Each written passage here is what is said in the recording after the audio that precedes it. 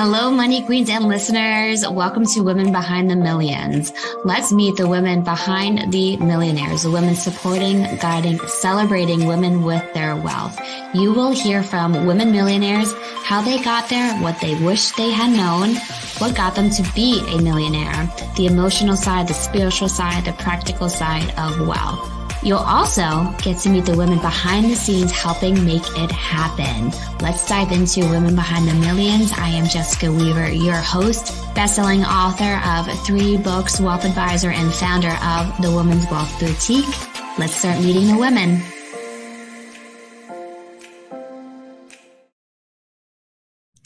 Hello, welcome to Women Behind the Millions. I am Jessica Weaver, your host here where we talk all things power, prosperity, and the color pink.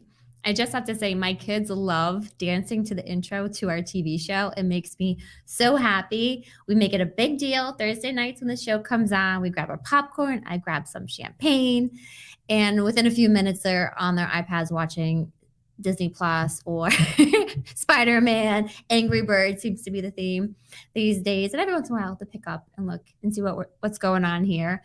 But they do love, and my daughter always thinks we're doing TV promos and commercials. She wants to be part of all of it. So thank you all for watching and being here. Thank you to all of our money queens as we dive into the behind the scenes of what it takes to become that 7-figure woman. Who does she have as an advocate? Who's helping them, guiding them, mentoring them? And I think that's the biggest thing that we say at the Women's Wealth Boutique is we're not just wealth advisors, financial planners.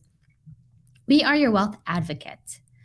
And you need somebody like that. And you need somebody, especially, and this is what today's episode is going to go into, when the D word pops up. So we have an incredible guest. She is one of our fearless advisors at the Women's Wealth Boutique, but it's all about navigating the D word. I myself got into helping women getting through a divorce several years ago. I want to say I've been a certified divorce financial analyst for about 8 years. I saw the need for it for my grandmother, my mom's mom, who she also had 2 TV shows, part of the legacy that we're building out here at Women Behind the Millions. And I remember the first divorce. My mom was 4 years old. And back then, the judge put my mom on the stand and asked her, which parent do you want to live with? You can imagine how horrifying that is for a 4-year-old, my son's almost 4, having to pick between his parents. The pressure, the letdown, the expectations of it. And of course she said, I want to live with both of my parents. What's a 4-year-old child to do? And I talk a lot about my grandmother's divorces in my first book, Strong Woman, Stronger Assets. The second divorce was a doozy, ladies. It was quite a doozy. They were married for 35 years.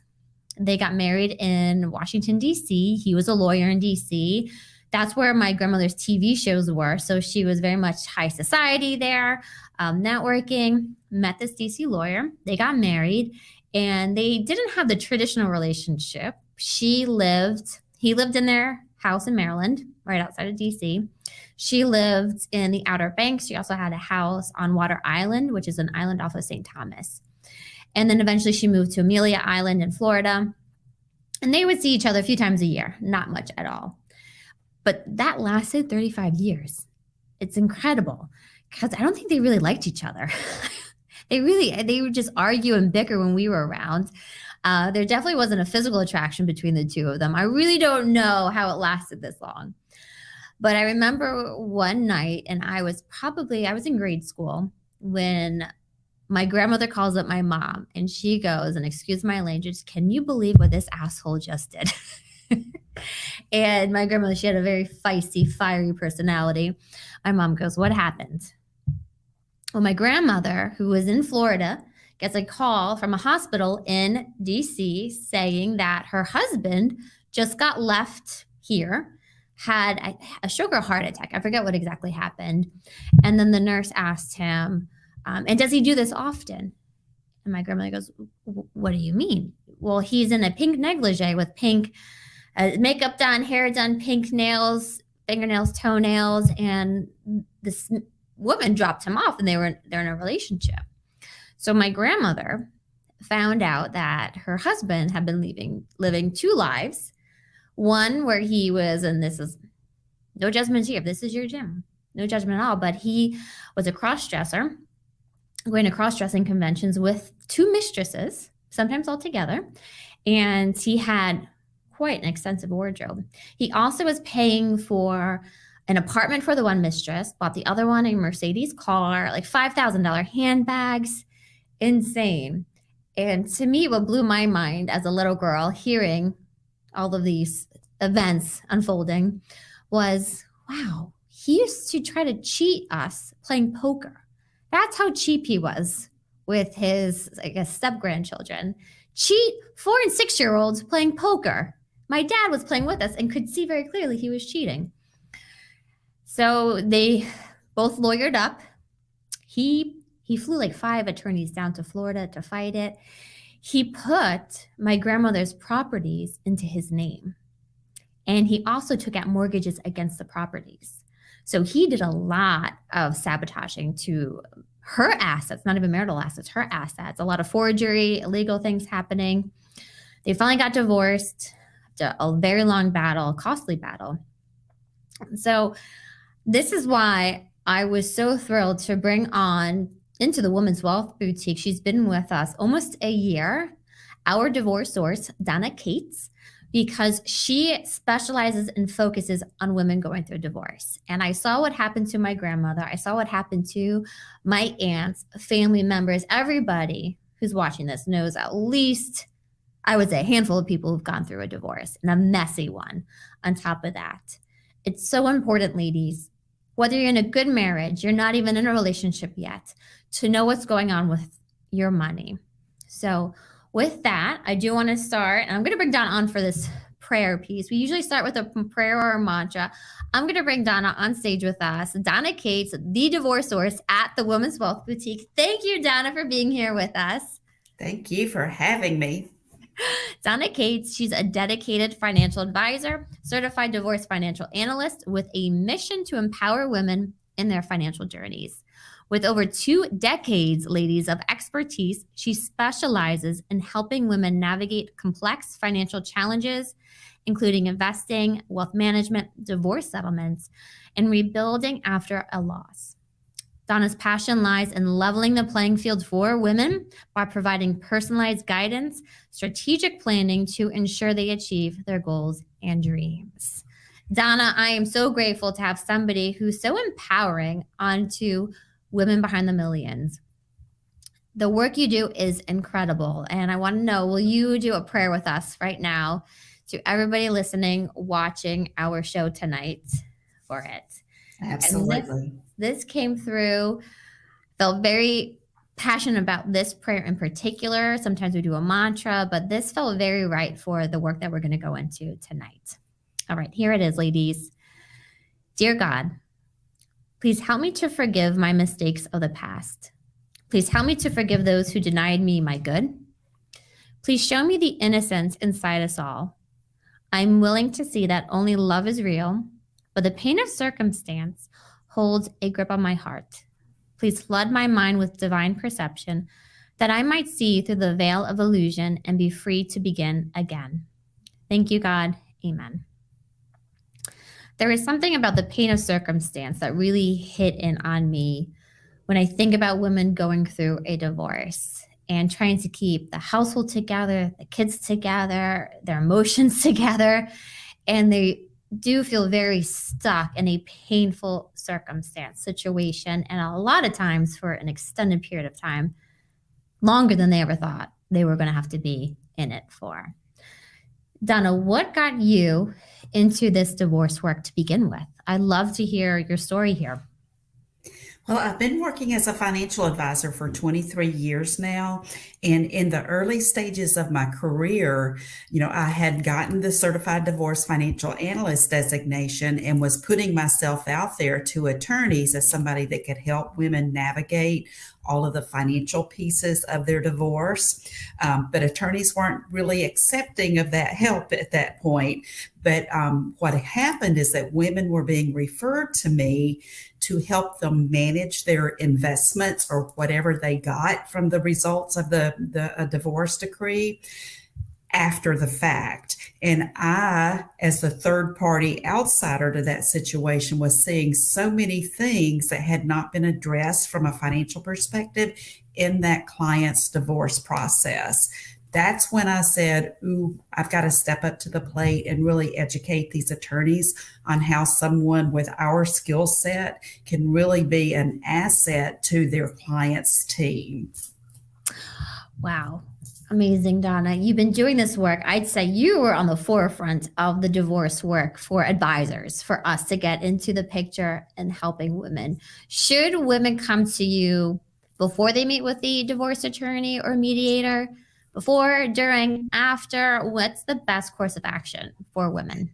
I will tell you, I'm happy to work with anybody at any stage. However, I can make the most impact if they meet with me first. And I will tell you, with all of I've worked over 100 plus divorce cases, and every attorney that has somebody that is already working with me come to them, they know that they've sat down with a CDFA because they come to that initial meeting so much more knowledgeable about their financial situation and better prepared to start the process. So in an ideal world, you would know, before the D word is even said, hey, let's meet with this certified divorce financial analyst and get our heads around the money stuff so that we're going into this making informed decisions. That's not always the case. Sometimes we're the ones that are, serve the papers and we're caught by surprise. But so at any point, it's appropriate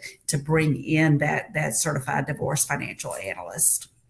Yes, we began this episode with being advocates, and that's what I feel you are for the women that you work with. You can't put a price on feeling financially educated and empowered going into the court and going into a mediation session, especially when the man's had the upper hand with the finances, whether they were controlling it, they've been the one earning the money. Financial abuse, relationships, we've seen a lot happen.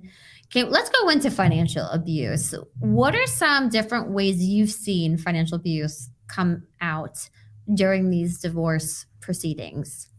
It really amazes me at the number of relationships where the female often has no access to money. She's actually given a check every week, and that's what she's allowed to spend, whether it's for herself or the family.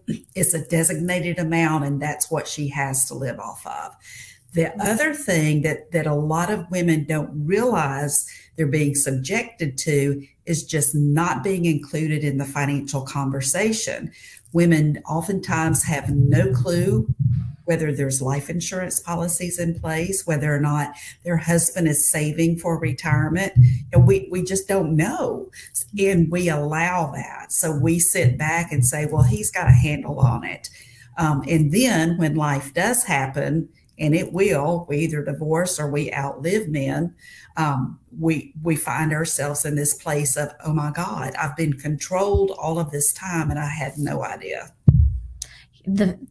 Just the fear, the overwhelm, the pressure of now your portion of the money is coming to you. What do I do with this money?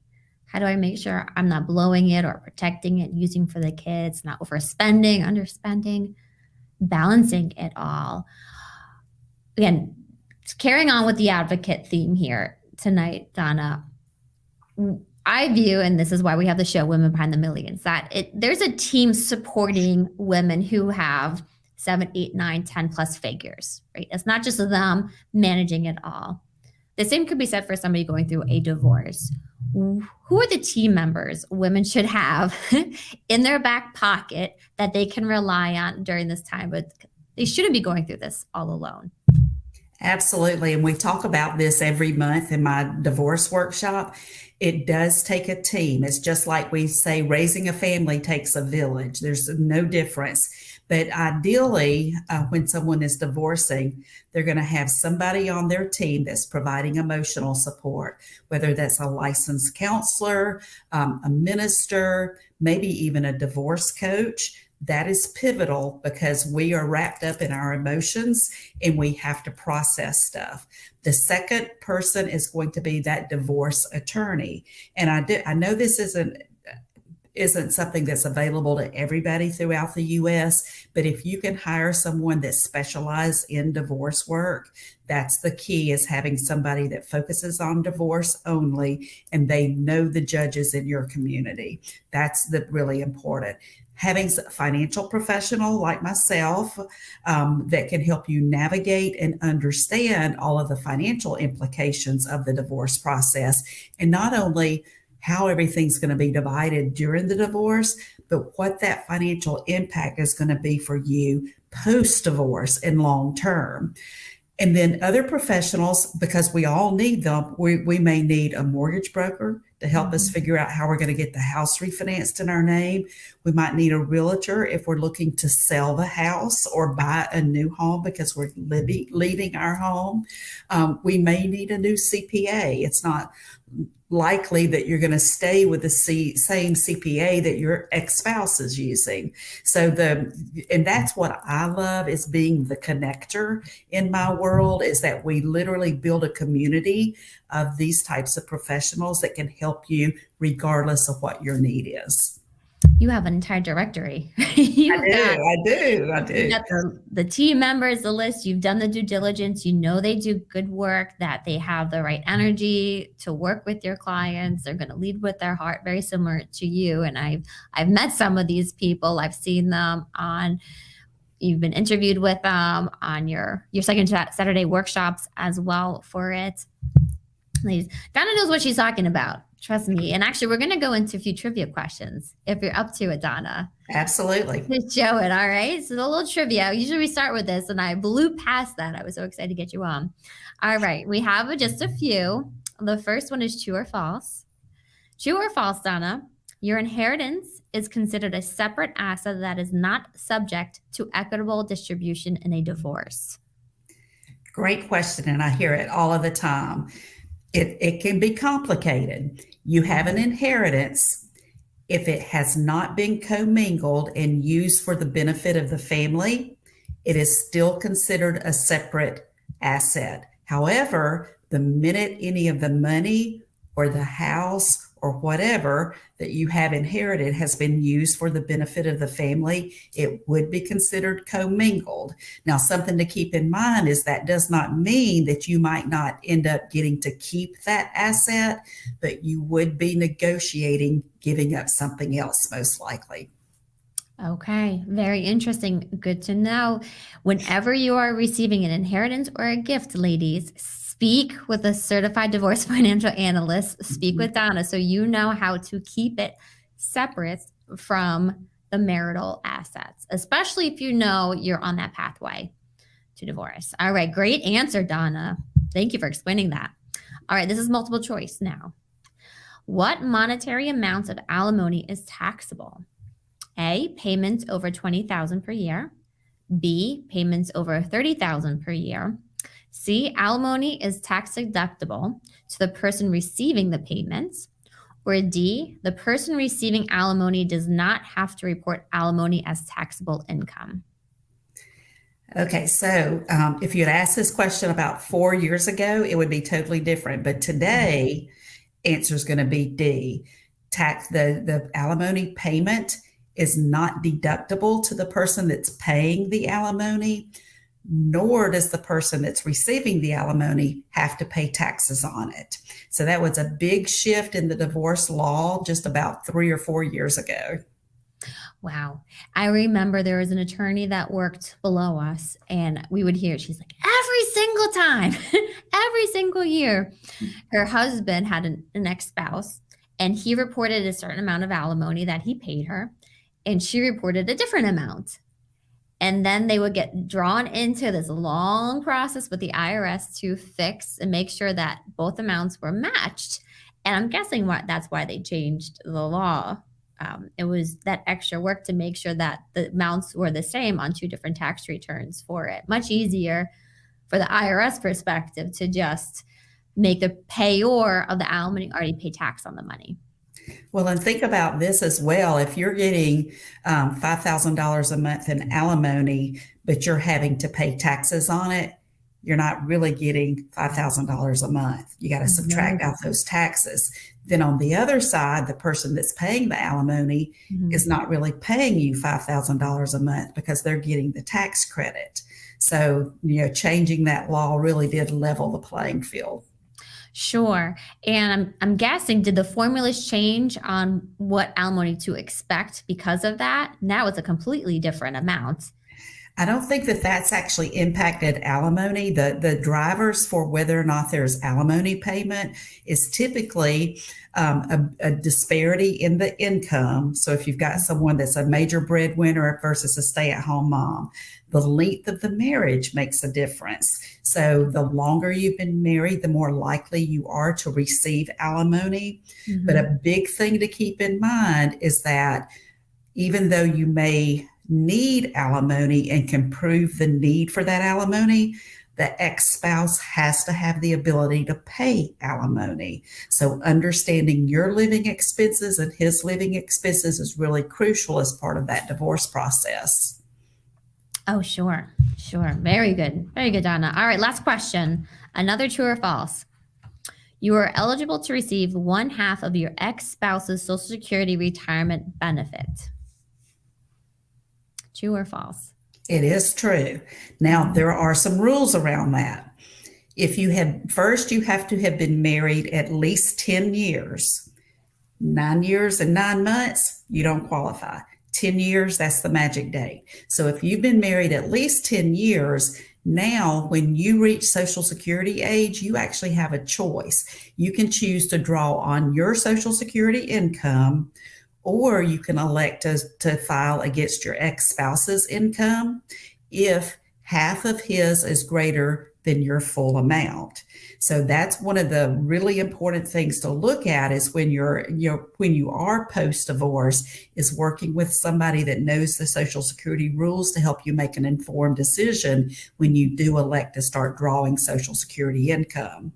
And I'll share this too. I think it's probably a part of why Social Security might be going broke. I mean, there's a number of reasons, but if you think about it, if you've only had to been married 10 years and you've got somebody that's been married 3 times, but married 10 years each time, now there's probably 3 people that are drawing against his Social Security, and he still gets 100% of it. So, but that's another presentation. We need a whole nother episode for that. But Donna, then if he passes away, do they all receive the full amount? 100% of the widow's benefit. That's exactly what they would get. Now, remember, they can't have remarried, and now they also say you can't cohabitate. So you gotta qualify by meeting those parameters. But yes, they go from half of the Social Security benefit to the full Social Security benefit upon death. Wow. Amazing. I remember hearing, was it Johnny Carson? I think he was married 4 times. Each marriage was about 10 years. So that example, it's true. Now you have 5 people claiming on one benefit.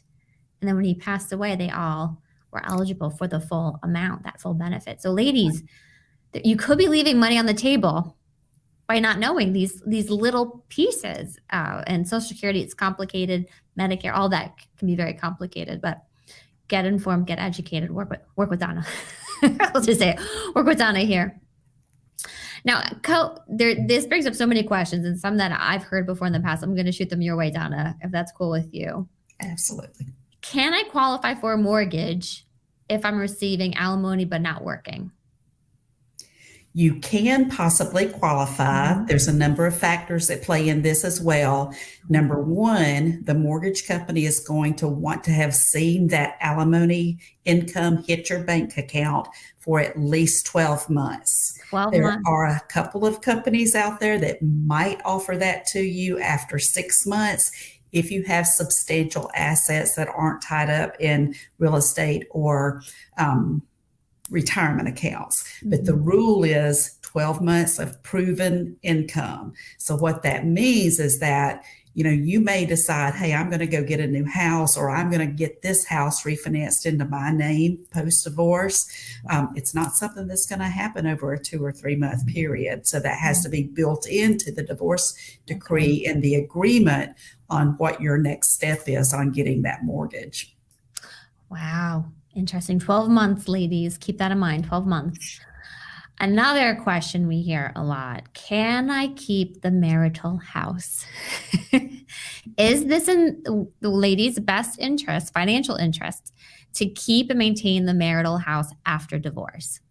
There are so many moving pieces to that one decision, and I have horror stories that I can share with you on women that made the decision from an emotional perspective on keeping the house. It's very enlightening. But there are a couple of things to consider. A lot of women, especially women with younger children, they want to keep the kids in the same house. They just don't want to upset the apple cart any more than they have to. But the question is, number one, can she afford the maintenance of the house? We may say, ooh, I can afford the mortgage, but we may not even know if we can qualify to get the mortgage in our name. You have to have decent credit. You have to have income that will support the mortgage. So there's that question. Then also the thing that most people overlook is not just the mortgage, but the day-to-day cost of maintaining a home. That in itself may prohibit you from having the cash flow to keep a home. So, and then if you're going to keep the home, that also means that you've got to buy out your partner. So if there's $100,000 in equity in the home that you're choosing to keep, and he owns half of that, that means you have to get an additional $50,000 through a mortgage or something other than marital assets to buy out his share. So there's a lot of pieces to go through, and that's why we do the workshops that we do, so we can really delve into the details of it. And it depends on your circumstances. What your neighbors do may or may not be what's appropriate for you, and that's important to remember. Very good point. And do you even want the upkeep of the house? It might be too big, or the yard's too large. If that's not your forte, you don't have to force it. How about in this environment, we have very high housing prices and high mortgage interest rates. What can people do with this house if they can't afford to buy another one, or even rent is too expensive? What are some options? This is why I love you're also a mediator. And so mediation, you can come up with very creative solutions, or even if it's temporary solutions, to get through these trying times. What are some innovative things about keeping the marital house, or what to do with it? Well, and you're spot on, because everything can be negotiated. A lot of people don't realize, they say, oh, the judge is going to decide. But when you're divorcing, you are negotiating with your spouse. You're using attorneys to do that, or as Jessica just mentioned, maybe working with a mediator. But in any event, you are able to negotiate. So that's the thing. I call it pulling up your big girl britches and understanding how to have good conversation and negotiate the best outcome for you.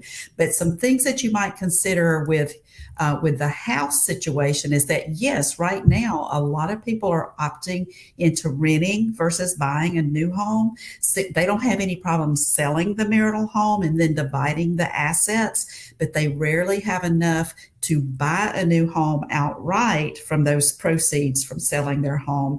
And the mortgage rates are 7% and better. So it just doesn't make sense at this time for a lot of people to actually go out and buy a new home and have that expensive debt.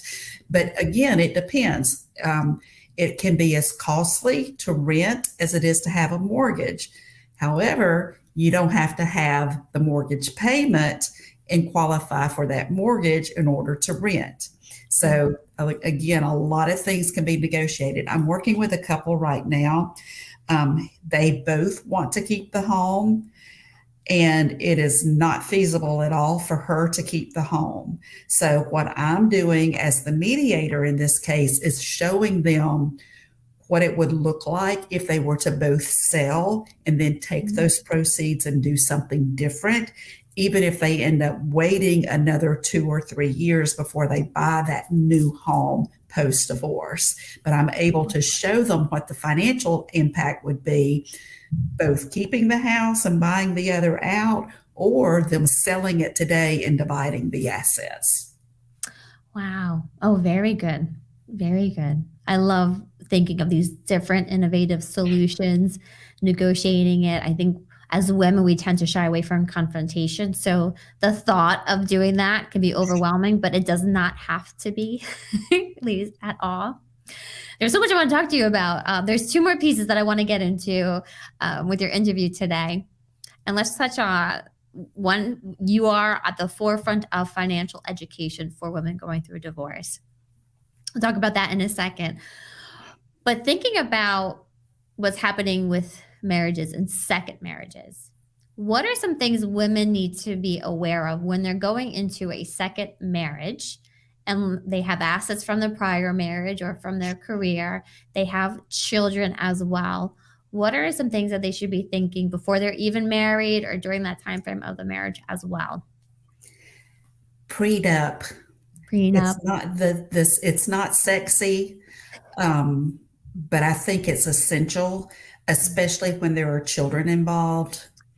Yes. I had a case a few years ago when a couple got together. It was both of them second marriage, and they each had 3 kids, so it was like the Brady Bunch. But the husband died prematurely. So this was her second marriage and his second marriage. He intended his children to be beneficiaries on a lot of the property, with the wife getting assets as well. But because they didn't have the will in place yet, which is another mistake, everything went to the wife.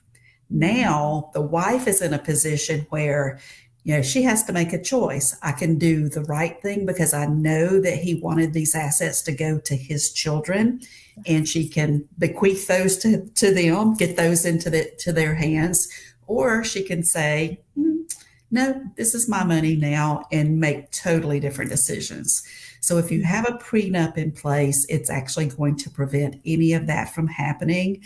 And it's just literally, it's a conversation that I think any couple, regardless of whether they're 20, 60, or 80 years old, if they're getting married, they need to have these financial conversations before they say, I do. You're right. And we don't like to talk about, there's a legal component to any kind of relationship. There is a legal agreement, even the marriage certificate, right? That is a legal document stating it. So having a prenup, a legal document, the estate documents, which we've been talking a lot about at the Women's Wealth Boutique, your wills, power of attorneys, living wills. That's my mom's father passed away without a will, and he was remarried and had another child through that marriage, and my mom and her brothers got nothing. And it was like her grandparents' antique sword collection, gun collection, antique cars, these very precious things. So the legal documents, prenup, estate documents, a trust, a lot of these can get rid of those arguments, conflicts, and be very preventative to those fires down the road as well. Thank you, Donna, for sharing that. Prenups. And it's not a faux pas anymore. People are getting married later in life. They're having assets, or it's a remarriage. It's just there to prevent fires from happening. Let's be honest, ladies. That's true. That's accurate. Mm-hmm. And Donna, as we were rounding out your interview today on Women Behind the Millions, which has been fascinating. I know I've thrown a lot of questions at you, but I'm curious. I know our viewers are curious about these pieces, whether they're in a relationship, post-divorce, during a divorce, or their best friends going through something. So thank you for sharing all of your knowledge, your journey through this work as well, all the ways you help women, whether it's being their advisor, their advocate, the mediator, coming in just the education with your workshops every month. You also are adding in another piece. You are one of our financial trendsetters in our book, Financial Trendsetters, coming February of 2024. Mm-hmm. Can you give us a little taste of what your chapter is about? Ooh, I'd be honored to. So it's not sexy. Nobody wants to talk about it, but it's the elephant in the room. So my chapter is going to focus on helping you understand all of the financial aspects of your household so that you are empowered to make smart decisions as you're navigating that divorce process. And in the very first chapter, I believe, in the first paragraph, I say to everybody, read this, whether you're happily married, not married, don't think you'll ever be married, because it will impact you at some point. If it's not you directly, it'll be somebody that you know, so you can share the knowledge. But I encourage everybody to read it, because we talk about how to make informed decisions so that you can avoid those crucial mistakes that can't be undone. Post-divorce, it's too late. So I think it will be worth everybody's time to take a look at it. Oh, yes. And she has such amazing examples, roadblocks, right? These things, red flags to avoid the common mistakes. That empowerment is huge. Thank you, Donna, so much for diving into the D word today. And I think we have your new tagline. It's not sexy. It is a D word, but it's not sexy D word. We're going to take a quick commercial break and stay with us, ladies, because after this, Donna's going to share her hot money tip. And if you don't know, right, she knows what she's talking about. She is the expert on divorce. She's going to share her financial trends. We're going to end with a meditation on becoming that empowered person in a relationship, as well claiming your voice, which is huge, whether you're going through a divorce, you're starting a new relationship, claiming your power, claiming your voice in that one as well. So stay with us, Money Queens. We'll be right back. Women are born connectors. Yes, we'd love to talk. We are comfortable crying around each other. But this is also what makes us real. We embrace being vulnerable with one another, and this dismantles that wall, the barrier that separates us from our clients. We aren't intimidating, we are real and honest. We aren't here to judge you, we are here to guide you. Women seeking their own healing from the traumas of life. We focus on personal growth, because if we grow, everyone around us will grow. That's how it works with women. That's how it works at the Women's Wealth Boutique. We bring everyone up with us. I'm grateful for the men in our lives who embrace this quality in us, who are comfortable in their own skin to take a step back so we can shine. I'm so thankful for the blessing of my own husband, who lets my pink light shine all over. We work with and support all women in the financial industry at the Women's Wealth Boutique, female advisors, professionals, investors, and clients. Our mission is to guide women to invest their money where their heart is, whether that is in themselves, specialty investments, real estate, their own business, to help women spend where it feels good to them, not to anyone else, and to be who they are meant to be at the Women's Wealth Boutique.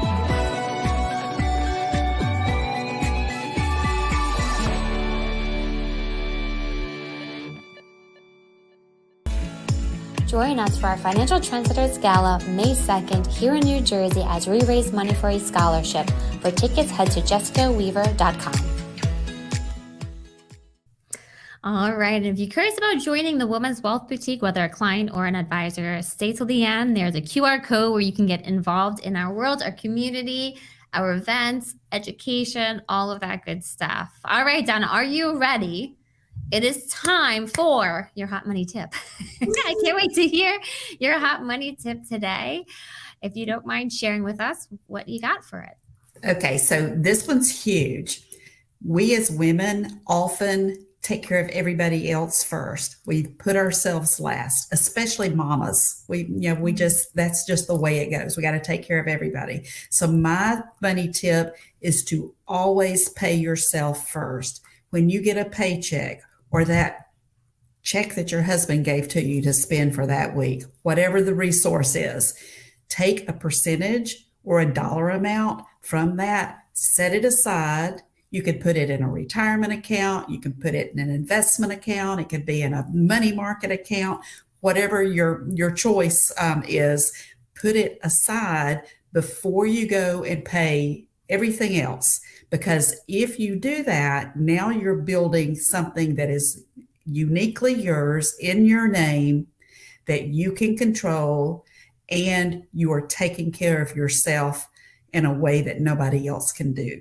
So I think that's really, really important. Yes. And that to me feels the first step to that financial security that Right. women are seeking so much going through a divorce. And what's right past security is freedom. That freedom to be able to work on your own terms, take time off, have the flexibility, have the freedom to go after what you truly want to go after. And working with Donna, you'll know exactly what kind of account to put that dollar into, what kind of investment vehicle as well that's going to fit where you are right now, but especially where you want to go, which is huge. So pay yourself first. We hear it, we don't do it. It's, what do they call it, right? It's simple, but not always easy. Even if it starts with $1, just start that habit, start that new behavior, which is huge. Thank you, Donna, for sharing that hot money tip. Pay yourself first, ladies.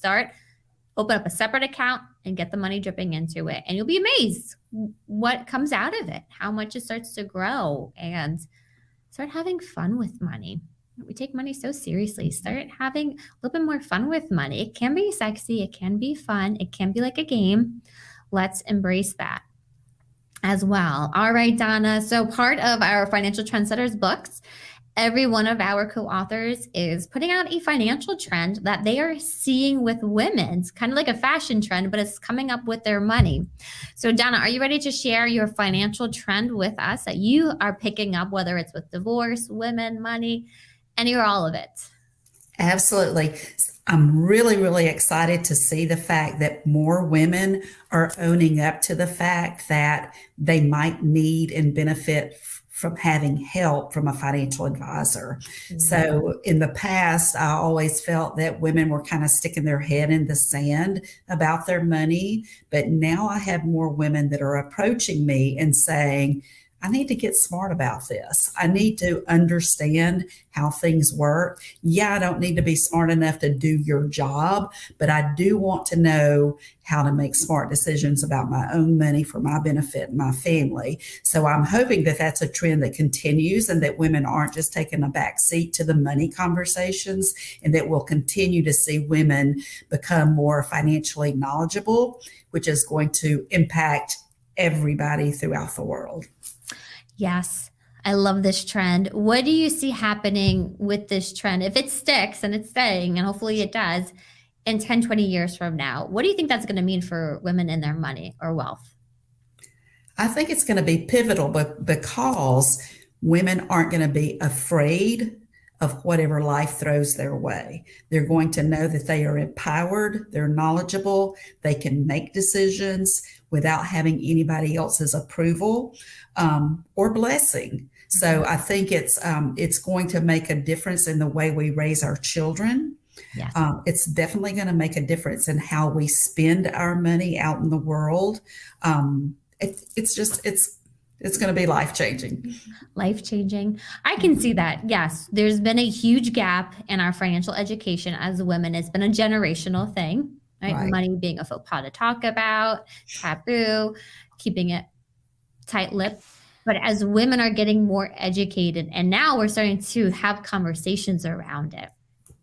And before it felt women waited to get educated until the divorce happened, or Right. a spouse passed away, or a parent passed away. And now they're dealing with all sorts of financial issues, or they're receiving lump sums of money and they don't know what to do with it. And both can be very scary for them. Mm-hmm. So being educated and aware before that even happens, as you said, that is a huge pivot for women when it comes to wealth. And I just see women being more eager to ask for that raise, ask for that promotion, to not settle, whether it's in a divorce or at their job, not settling anymore, but really striving and achieving more and more and building this wealth. I also see wealth kind of changing what women are after, not necessarily being always more and more money, but different kind of assets, right? Whether it's real estate or business assets, redefining that term wealth that makes it more in alignment with who they are and what they're looking to achieve. Wealth could be just freedom, freedom from the job. Right. Well, And I think that was the one shift for me, is that so many women think money is being greedy, but money empowers us to make a change, to impact things. ooh, that's beautiful, Donna. Beautiful way. I'm going to ask you one more question. Donna Cates, our divorce source, what makes you a woman behind the millions? Okay, two things that I would say to that. Number one, I do what I preach. So I don't just talk the talk, I walk the walk. So my husband and I have been very judicious savers, and we can, claim that millionaire status. And it's been hard work, but we're there.